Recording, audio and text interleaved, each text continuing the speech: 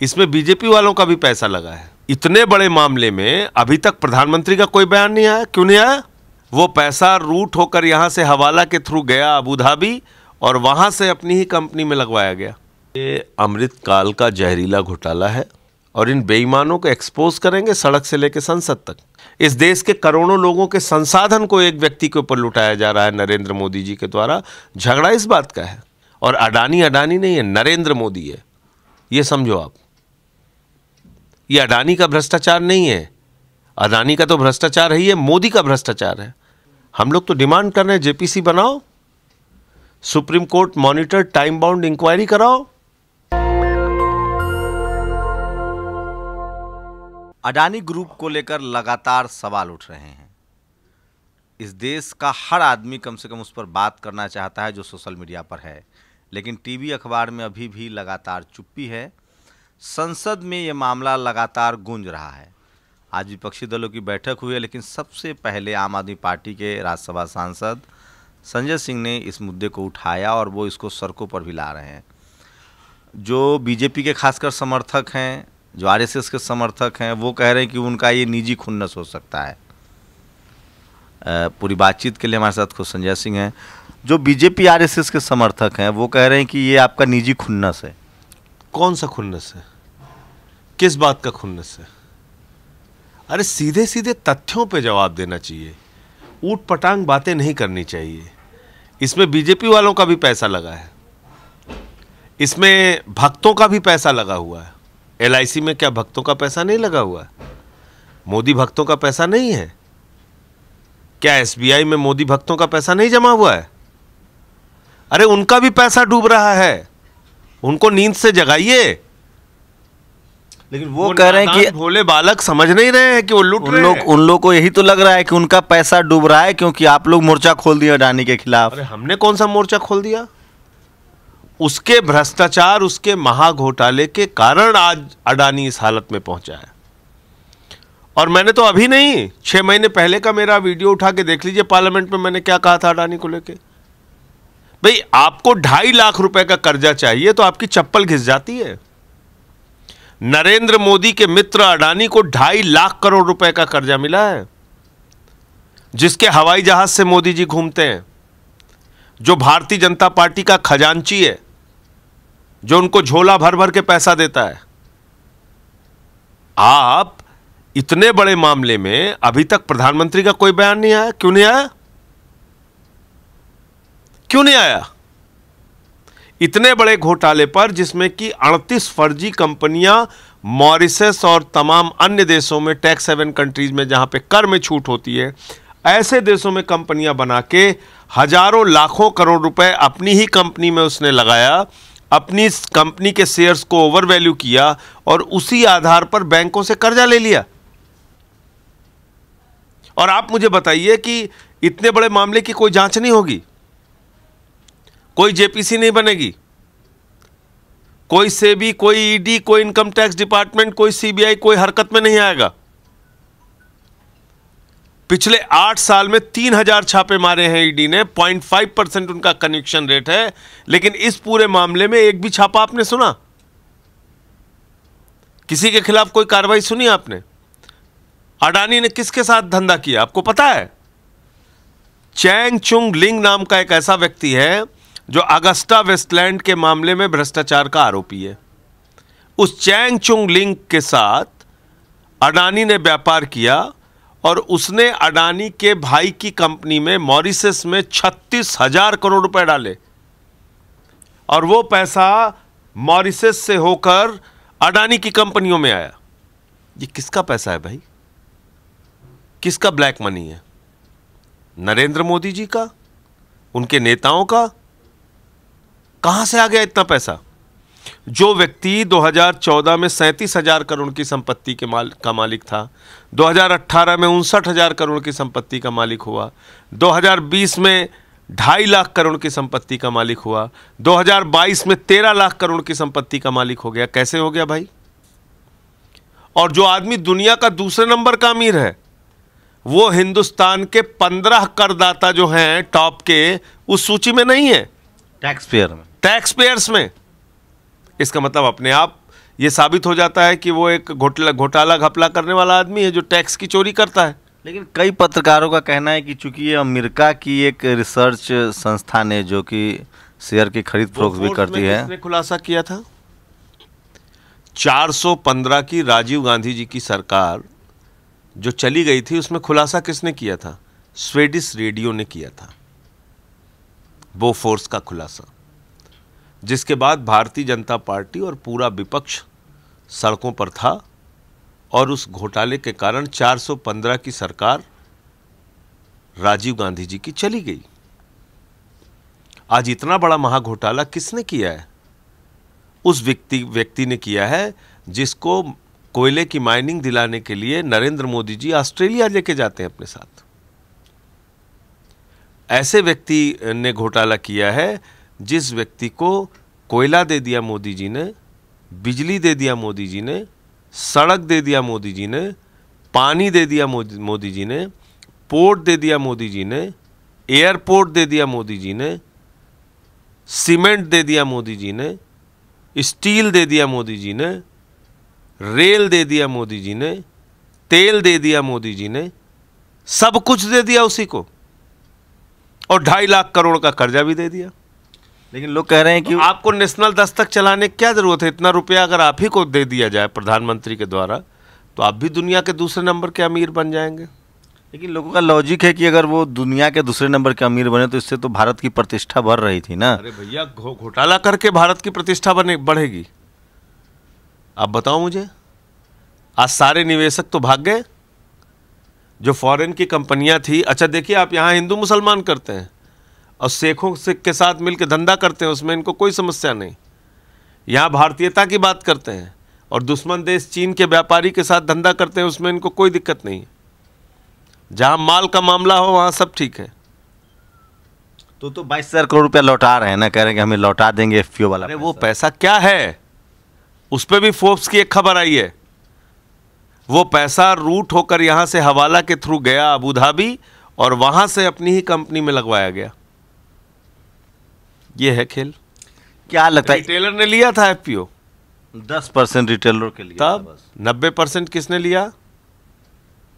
वही बाहर बैठे हुए जो हवाला के थ्रू जिनके पास पैसा गया था। नहीं, उसमें तो मुकेश अंबानी, जिंदल ग्रुप और मित्तल ग्रुप ने भी शेयर खरीदे थे। तो इसका मतलब आम इंसान को भरोसा नहीं हुआ ना, उस पे नहीं हुआ ना। लेकिन लोग, अच्छा ये एसबीआई का पैसा है, वो कह रहे हैं कि हमारा ठीक है, अभी सुरक्षित है। एलआईसी कह रही है कि हम अभी सुरक्षित हैं। आरबीआई ने बस रिपोर्ट मांगी है कि किसने कितना पैसा लगाया, वो बताइए। ये भी एक बड़ी मजेदार बात है। सुरक्षित कैसे हैं भाई? आज जो मौजूदा समय में एलआईसी के शेयर्स थे वो अडानी ग्रुप में 87,000 करोड़ रुपए के थे, और कहते हैं कि हमारा जो मुनाफा है वो घट के 52,000 करोड़ से 11,000 करोड़ आ गया। तो एलआईसी किसी व्यक्ति का मुनाफा थोड़ी घटा है। ये एलआईसी में पैसा जमा करने वाले, पॉलिसी लेने वाले करोड़ों लोगों का पैसा घटा है। कितना घटा है मुनाफा? 42,000 करोड़ रुपए। नहीं, लेकिन ये पहली बार है। आ जाइए। दूसरा तर्क क्या है कि साहब 1% ही हमने अपना पैसा लगाया है। तो कितने लोगों ने अपनी पॉलिसी ली है एलआईसी के अंदर, आपको मालूम है? लगभग 42 करोड़ लोगों ने ली है। 1% भी मान लीजिए तो लगभग 42 लाख लोगों की जमा पूंजी एक व्यक्ति को उठा के आपने दे दिया। ठीक है ये। अब आ जाइए एसबीआई। एसबीआई कह रही है हमने भी 1% लिया है साहब अपनी संपत्ति का, 1% दिया है। उसमें भी कितने लोगों ने अपना खाता खोला है, कितने लोगों ने पैसा जमा किया है? 40 करोड़, यानी कि 40 लाख लोगों के बराबर की संपत्ति, आमदनी जो उसमें जमा थी पूंजी, वो उठा के एक व्यक्ति को आपने दे दिया। क्यों? क्योंकि वो नरेंद्र मोदी जी का सबसे करीबी मित्र है। क्योंकि मोदी जी और उनके पार्टी के नेताओं का काला धन मैनेज करता है अडानी विदेशों में फर्जी कंपनियां खोल के। ये गहनता से जांच होगी तो पता चलेगा। लेकिन लोग कह रहे हैं कि उनकी इतनी क्रेडिबिलिटी थी कि अब तक बैंक जो है वो शेयर पर लोन नहीं देते थे अमूमन। वो कोई ऐसी प्रॉपर्टी देखते थे जो स्थायित्व हो, ज़मीनें हो, बिजनेस हो। अडानी की इतनी क्रेडिबिलिटी है कि LIC और SBI ने उनके शेयर्स पर लोन दिए हैं। वो आपके लिए नियम है, वो रेडी पटरी वाले के लिए नियम है, वो गांव के किसान के लिए नियम है कि ज़मीन दिखाओ, जायदाद दिखाओ, घर दिखाओ, जूता घिसाओ, बार बार दौड़ो, रिश्वत दो, तब लोन मिलेगा। अडानी के लिए नहीं है। अडानी तो अगर कल्पना में कह दे और मोदी जी का आदेश आ जाए कि मुझे रात में सपना आया कल 20,000 करोड़ रुपए की इसको आमदनी होने वाली है, तुम 50,000 करोड़ का लोन दे दो, तो मिल जाएगा उसको। ये सब नियम जो आप बता रहे हैं ये आम आदमी के लिए है, आपको अपना कागज दिखाना पड़ेगा। तो आप लोग को सीरियस, चूंकि आप एक बड़ी आवाज हैं, आपको सीरियस है, आपकी सरकार फेवर कर रही है उनको, अडानी को। मैं बोल रहा हूं क्या? ये तो हिंडनबर्ग अब आया भाई। इसके पहले प्रणंजय गुहा ठाकुरता की रिपोर्ट है, पढ़ लीजिए आप, 2016 में कोल माइनिंग में उसके भ्रष्टाचार को लेके, गैस में उसके भ्रष्टाचार को लेके, रवि नायर की रिपोर्ट पढ़ लीजिए उसके भ्रष्टाचार को लेके, आप पढ़ लीजिए वायर की रिपोर्ट उसके भ्रष्टाचार को लेके। लेकिन अब तक ये करता क्या था? भारत के जितने भी लोगों ने इसके खिलाफ आवाज उठाने की कोशिश की, उनको ये दबा देता था, जांचों में फंसा देता था, लोगों को प्रताड़ित करता था। और ये आज का घोटालेबाज नहीं है, गलतफहमी में मत रहिए। 1999-2000 में मिलकर इसने केतन पारिक के साथ एक घोटाला किया था। हर्षद मेहता के बाद वो दूसरा सबसे बड़ा शेयर मार्केट का घोटाला था। क्या किया था उसमें? 450 रुपए के शेयर को 6 हफ्ते में इसने बढ़ा के 1300 रुपए का कर दिया था, और उसमें इसकी कंपनीज के ऊपर बैन लगा था।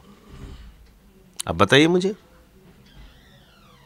तो ऐसा घोटालेबाज आदमी ये पहले से आज से थोड़ी है। लेकिन आप लोग भी तो गरम मुर्दा उखा रहे हैं। उन्होंने पहले ही कहा है कि हम इस देश के 50 ट्रिलियन इकोनॉमी देंगे, 30 ट्रिलियन की इकोनॉमी होगी, और जो पोर्ट है, पोर्ट ड्रग्स से भी जो पैसा लोगों का लगा हुआ है वही दे दो। 50 ट्रिलियन और 150 ट्रिलियन और 700 ट्रिलियन तो बाद में कर लेना, पहले जो लगा है लोगों का वो तो दे दो। उन्होंने यहाँ तक कहा कि हम पोर्ट चलाते हैं, उस पर सामान ड्रग्स आता है कि अमृत आता है, उससे हमको कोई मतलब नहीं है। अच्छा, तो क्या मतलब है? वो जांच सरकार करे। तो कल को उनके पोर्ट के ऊपर आतंकवादी आ जाए तो उनको कोई मतलब नहीं है। देश में आके बम फोड़ दे, कोई मतलब नहीं है उनको खाली अपने धंधे से, माल से मतलब है। यही है इनकी भारतीयता कि हीरोइन लाओ, ड्रग्स लाओ, हमसे कोई मतलब नहीं है।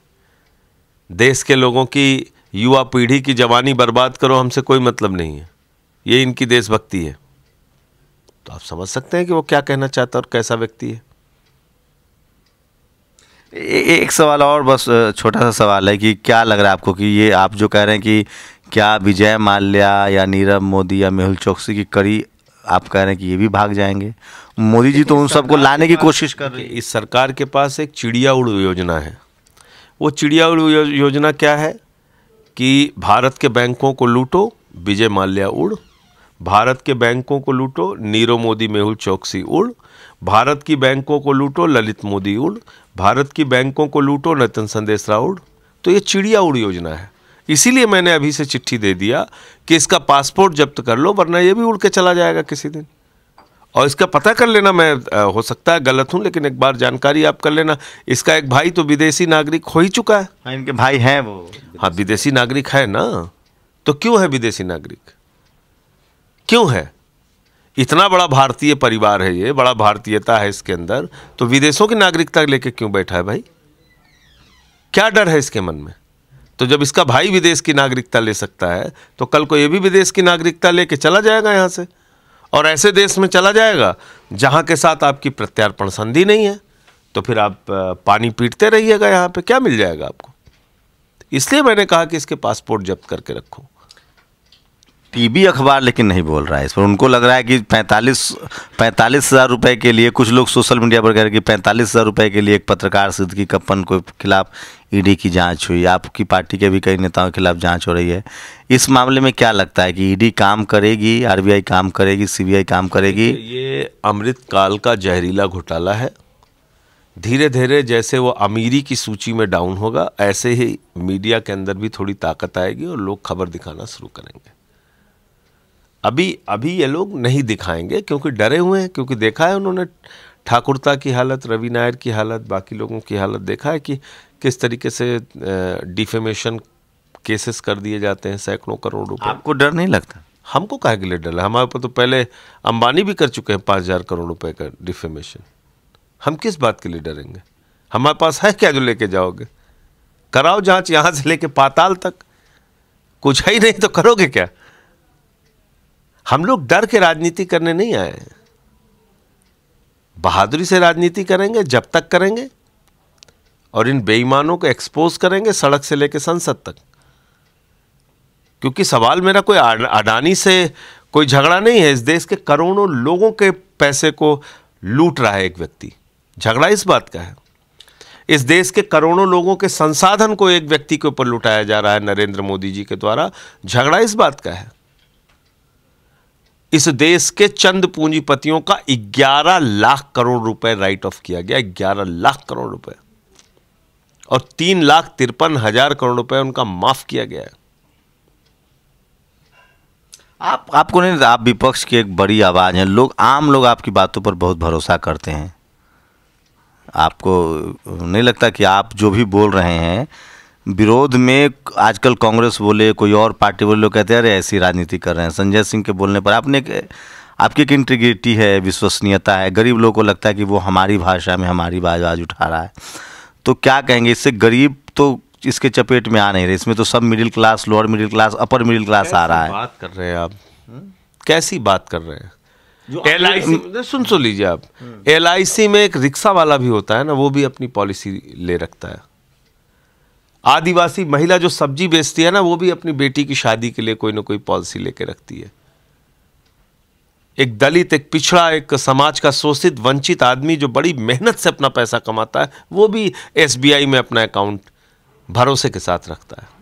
और आप जानते हैं नियम क्या होता है, बैंक अगर डूब गया तो 1 लाख रुपए मिलेगा आपको, बाकी से पैसा सब गप है ना, ये नियम बताइए। 5 लाख तक है अब तो, अब बढ़ा दिया होगा, 5 लाख कर दिया होगा। लेकिन नहीं, मेरा सवाल ये था कि जो बैंक डूबा तब तक नियम था 1 लाख रुपए।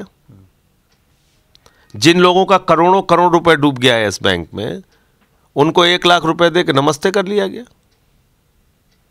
ऐसे ही जो पैसा इन बैंक, मान लीजिए बैंक डूब गए तो क्या करेंगे लोग? नहीं, मेरा सवाल वही था कि ऐसी विश्वसनीयता जो लोग इन बैंकों की, LIC की, SBI की बनी हुई थी, आज इनकी साख किस व्यक्ति की वजह से गिरी है? अडानी की वजह से। और अडानी नहीं है, नरेंद्र मोदी है, ये समझो आप।